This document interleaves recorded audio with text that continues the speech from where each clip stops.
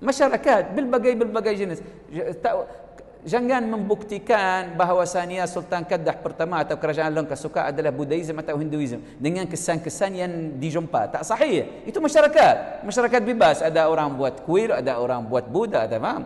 Tapi yang sistana adalah membawa budaya, fahaman dan agama daripada tanah Arab, agama lama. Duduk macam tu sampai Sultan Muzaffar Shah yang menerima agama Allah melalui Syekh Abdullah Al-Ghumari yang datang daripada Baghdad. Originnya ada perselisihan, ada orang yang kata dari Maghrib, yang saya terjih bahasanya dia dari Maghrib, dan ada orang kata Al-Gumairi bukan Al-Ghumari, daripada antara Yaman dengan Oman, ada kawasan sana kabilah Gumairi. Yani maksud menerima agama itu, agama yang murni, yang bersih, yang bertempatan dengan ahli sunnah wal jamaah. Jadi ini sebahagian daripada kurniaan Allah. Tengok macam mana melangkaui kurniaan Allah, anugerah Allah, melangkaui tanah Parsi, tanah India, tanah Khurasan, tanah Sajistan, tanah semua, dan sampai kemurniaan agama sampai kepada tanah ini sahaja. Mana ada ahli sunnah jamaah semata-mata atas muka bumi ini, melainkan dua bahagian, bahagian timur Nusantara, bahagian barat Maghribi, dua sahaja. Faham? Itu kurniaan Allah atas iklim ini. Tapi dengan derhaka,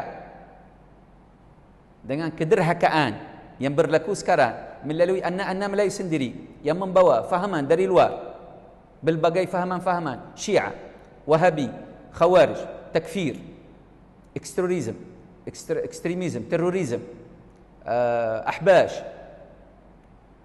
Anak-anak kita, benih-benih Melayu yang pergi dan membawa jangkitan ini kepada masyarakat sendiri, sehingga jadi hampir nak menghilangkan kemurniaan akidah umat Melayu.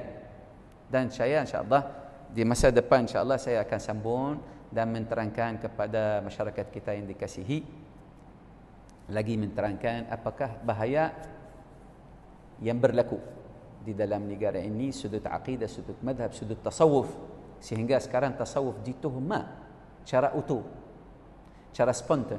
Awam sendiri bila melihat tarikat, terus dulu fahaman, ikut fahaman dulu, bila ada kumpulan sufi mereka nak